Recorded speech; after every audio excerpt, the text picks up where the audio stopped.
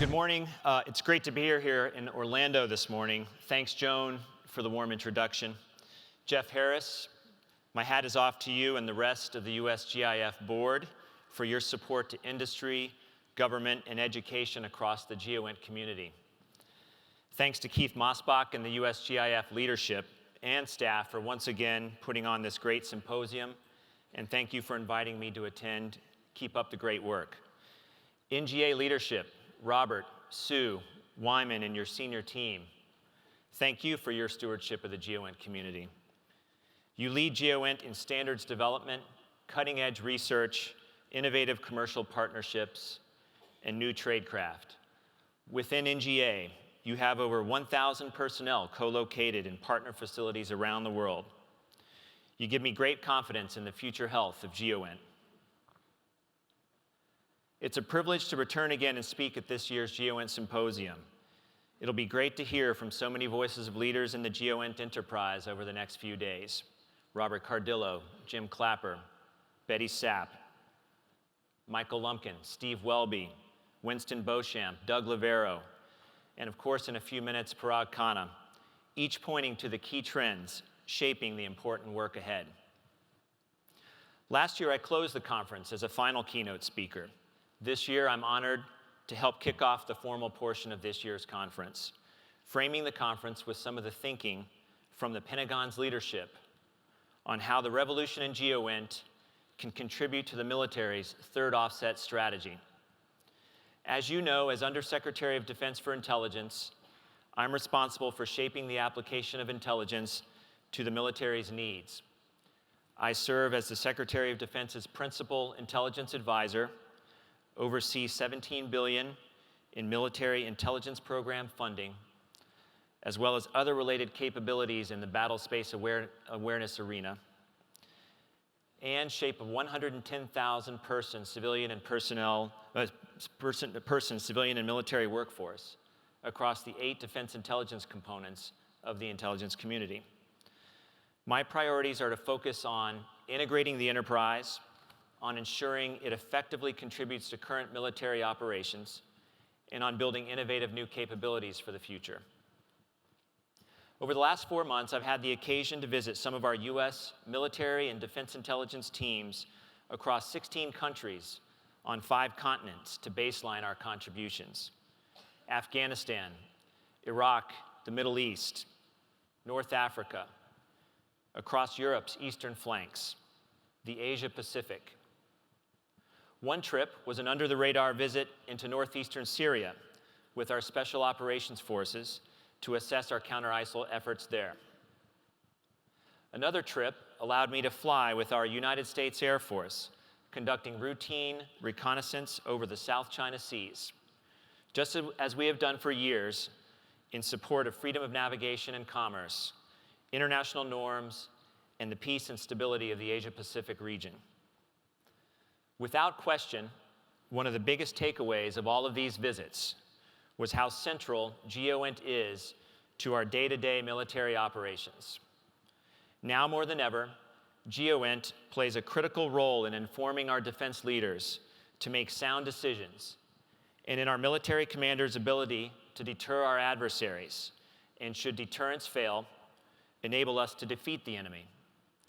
Today, global imaging, communications, and precision navigation and timing are deeply enmeshed in our joint operations, central to our deterrence, assurance, and warfighting.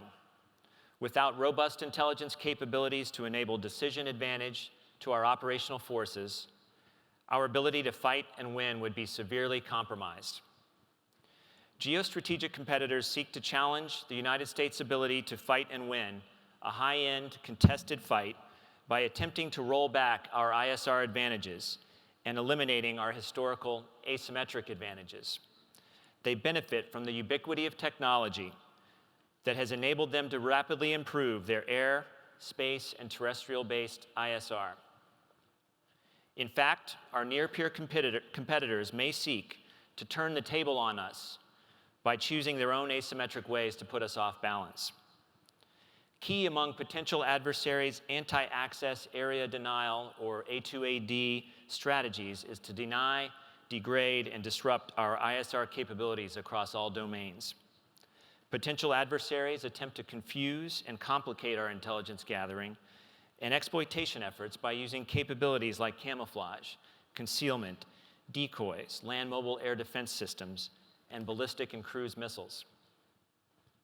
Over the last 18 months, Secretary of Defense Ash Carter and Deputy Secretary of Defense Bob Work have set in motion a third offset strategy to counter our adversaries' advanced technology proliferation, recognizing the powerful strategic effects that came from our earlier offsetting advantages, first in nuclear deterrence, and second in global command and control, precision strike, and stealth.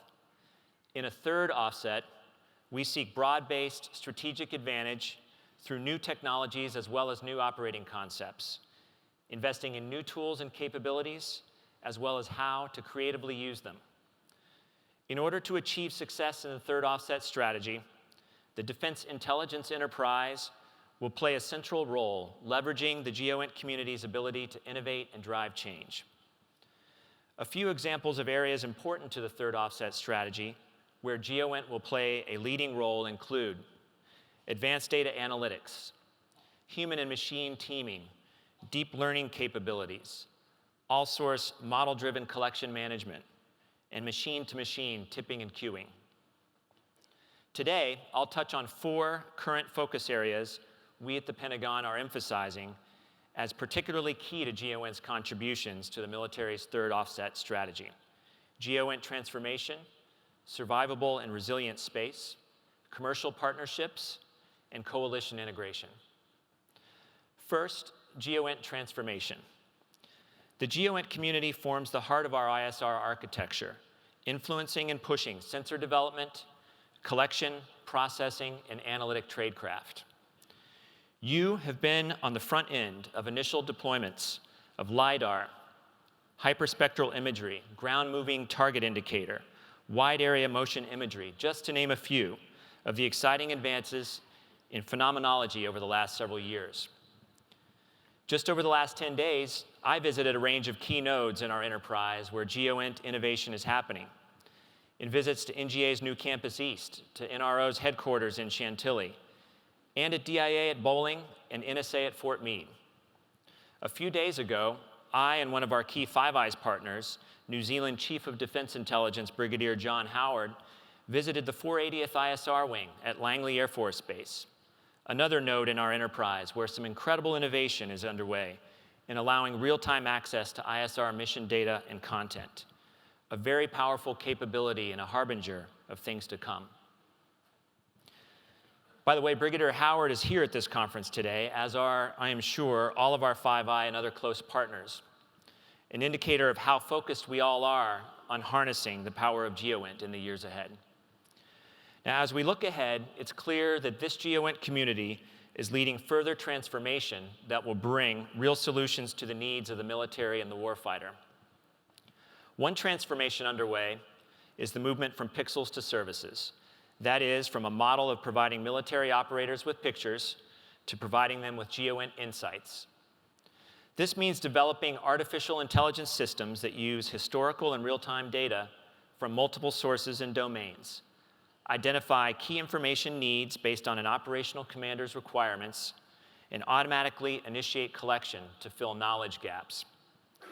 In the GEOINT realm, much of this is captured in the concepts of activity-based intelligence, or ABI, and the object-based production and structured observation management that feeds ABI.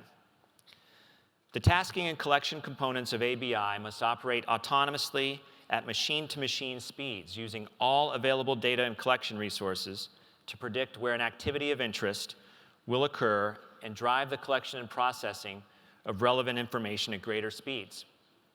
Object-based production will give our analysts precious time back to allow them to focus on analysis. Transforming GEOINT also means bringing in more sources of information than ever before, including openly available geospatial information. In this regard, the Pathfinder work NGA began last year and continues today with Pathfinder 2, offers real opportunities to explore the boundaries of what's available to the community in freely available open source environments.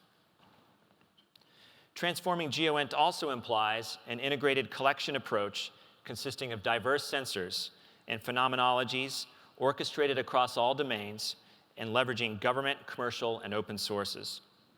To accomplish this, we have to be able to link airborne and space collection capabilities, as well as commercial open source, into a system of systems that in the military context can counter highly mobile threats such as theater IADs and ballistic missile systems and maritime threats in a contested environment. Effective execution of ABI requires a federated architecture with new mission management and data processing attributes, which will change the way we build and operate entire sensor systems. The intelligence community's IT modernization efforts, you all have heard the term eyesight, and DoD's parallel IT modernization toward the Joint Information Environment, or JIE, are two critical efforts postured to provide a more effective and affordable information technology environment for data sharing.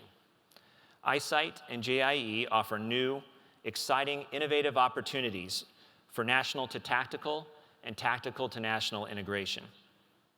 We see a future made of multiple federated clouds within the IC and DoD, ranging from small tactical clouds for operational forces to large, data-intensive structures in the United States and across the globe, and including both unclassified and multi-level secure clouds. Looking ahead, we foresee a more globally dispersed and deployed, yet better connected and even more effective community of defense intelligence analysts than ever before.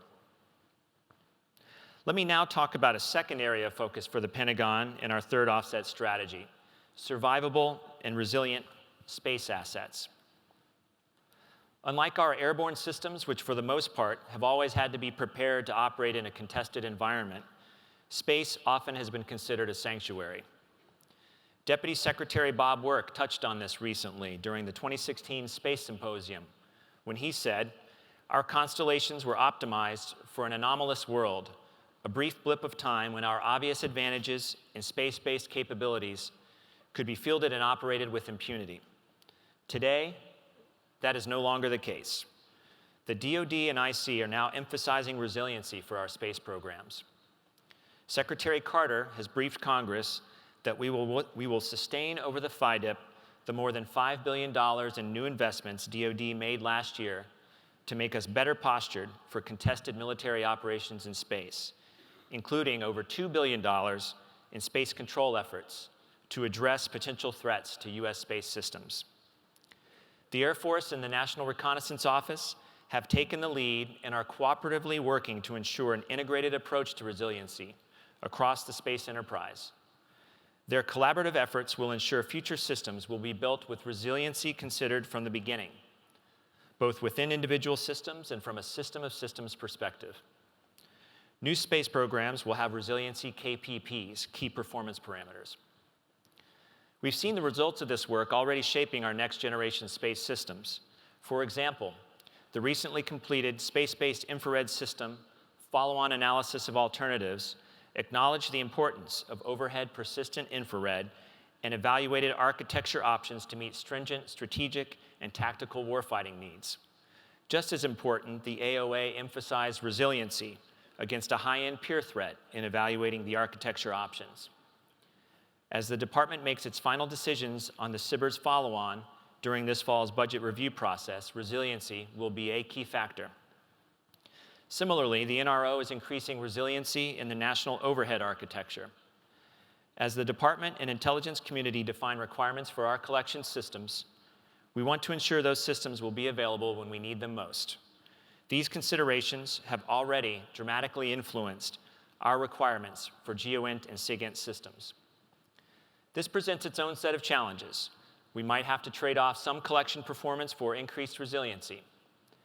Any trades will be decided through a deliberate process and take into account warfighter requirements.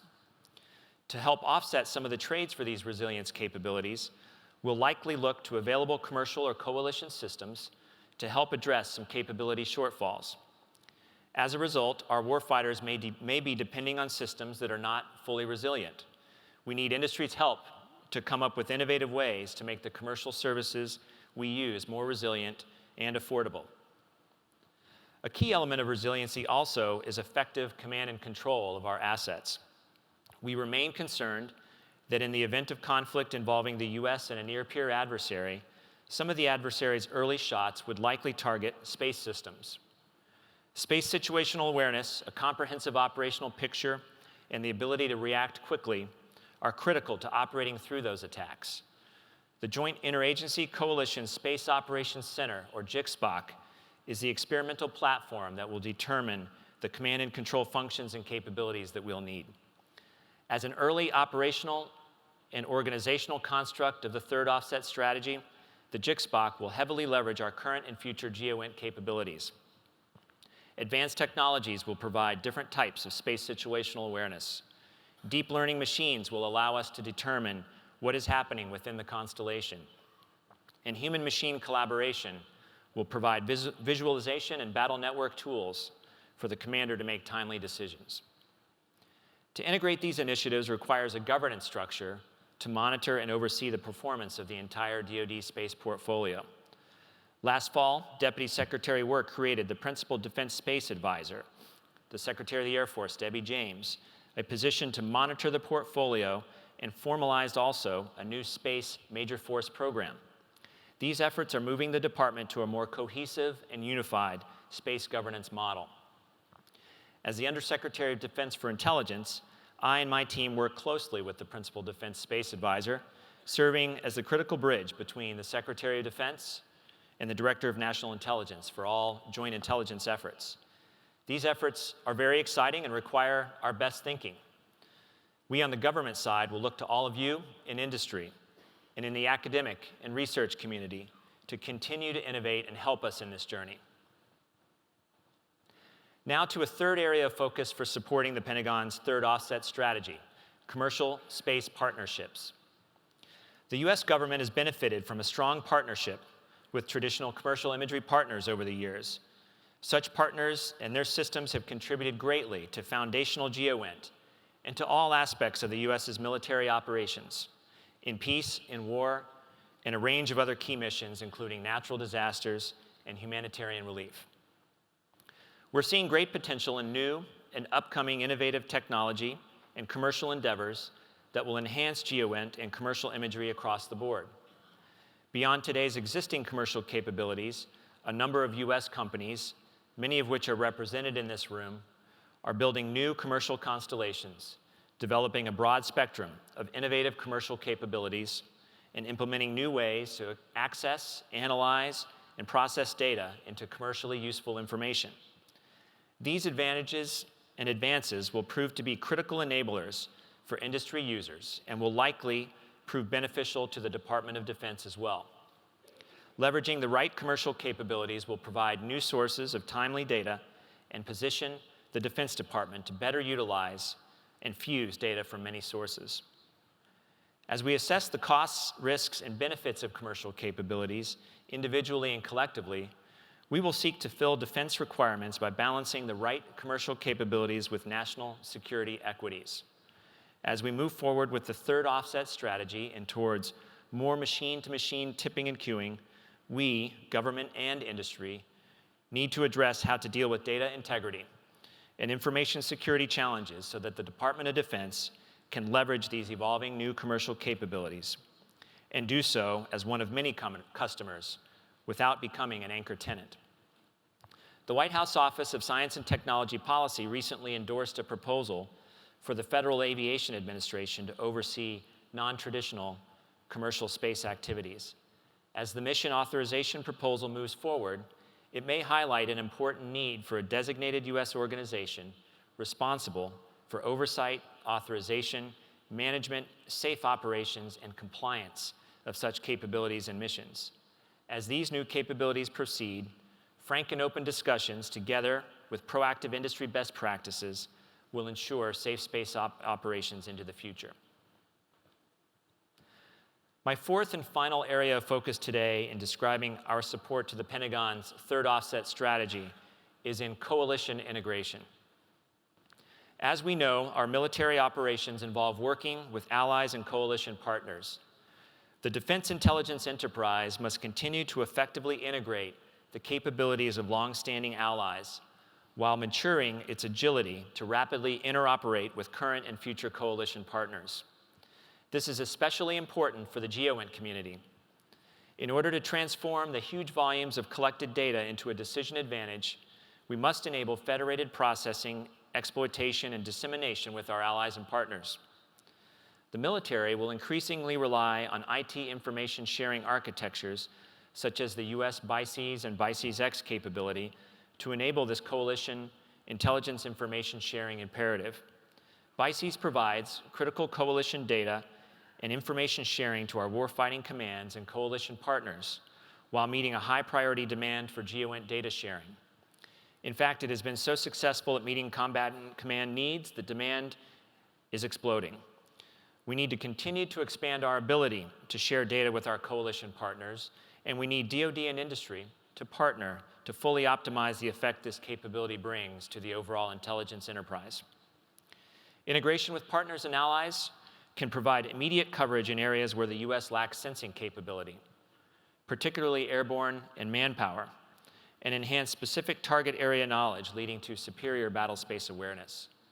The GEOINT community is a critical link in this, and your involvement in the annual Enterprise Challenge exercise allows us to showcase emerging multi-intelligence ISR capabilities that improve joint and combined ISR interoperability.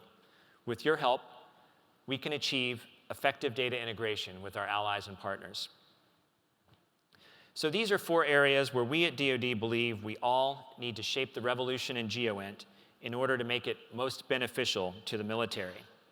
In closing, let me again review the strategic context that shapes my thinking and my focus as a Pentagon leader. Our nation's defense leaders believe that as we examine both current and future operating environments, we see our margin of technological and combat superiority at risk of eroding. Addressing this is one of our most important strategic tasks in order to preserve our ability to deter conflict, preserve international peace and stability, disincentivize competitors from preemptive actions, and preserve our edge in any future US military operations. That's why we're exploring new offset strategies, new combinations of technologies, operational concepts, and organizational constructs to maintain our ability to project overwhelming combat power into any theater, and at times of our own choosing. Key to this third offset is our defense intelligence capability, particularly the great strengths we derive from GEOINT.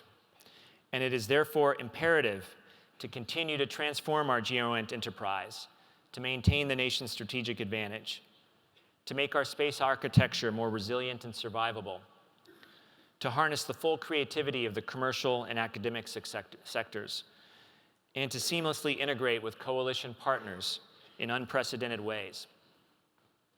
I'm encouraged by the GEOINT community's forward-leaning focus, and I'm excited about the future of our GEOINT enterprise, enhanced by innovation that will provide timely, relevant, and decisive intelligence to counter our adversaries, advancing A2AD technologies and capabilities. Deterrence depends on preparedness. The blunt reality is we must prepare to deal with adversaries who are willing to fight in every domain, including space. Today, our nation is faced with many challenges, but also with great opportunity.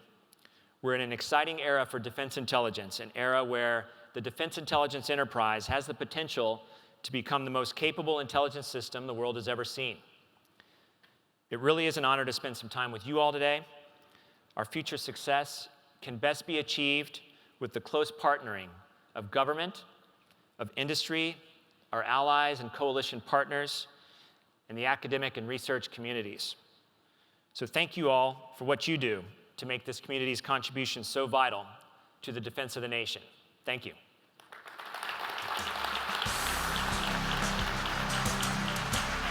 That was fabulous. Very good. Take a few questions. I do have some. Audience, I want to commend you. You sent in some great questions, and because the breaks are very important to this group to allow you to network, we only have time for one for Mr. Lettre, but you will see these questions come up later during the day. You did a superb job, Mr. Secretary, of laying out how GEOINT plays into these 4 major thrusts. but we got 4 or 5 questions from the audience about the challenge in the acquisition and security infrastructure that impedes their ability to support the department and NGA in the way they could. Can you speak to improvements or changes in the acquisition and security infrastructure that can help the department get technology that it needs more quickly? There are 2 broad areas of emphasis that we are pursuing at the head of the intelligence community, and spurred by direct and serious and robust involvement by Secretary Carter, the Chairman of the Joint Chiefs, Joe Dunford, and the Deputy Secretary, Bob Work. One is to look for every opportunity we have to make our acquisition processes more agile, to explore new models for bringing capability into the government, and looking for new ways to harvest innovation wherever it might occur. Secretary Carter has made a point of reaching out to what he would call non-traditional sources of capability and expertise, 5 trips to Silicon Valley, for example. And that has allowed us an opportunity to have a dialogue with players who haven't necessarily either been interested, able, or willing to service government needs in the past. But that's just one small piece of a much broader effort that is underway and needs to continue with sustained leadership attention to find all the best models to bring innovation in through our acquisition system and to adapt it over time. 2 things that I would flag are particularly of note for DoD.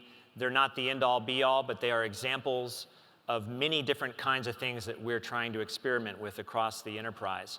One is DoD, for the first time last year, invested resources through the In-Q-Tel model, starting with a $10 million infusion, going to $20 million this year and $40 million next year. This will allow DoD problems to be presented to the network that In-Q-Tel has built and hopefully be able to bring in new sources of innovation.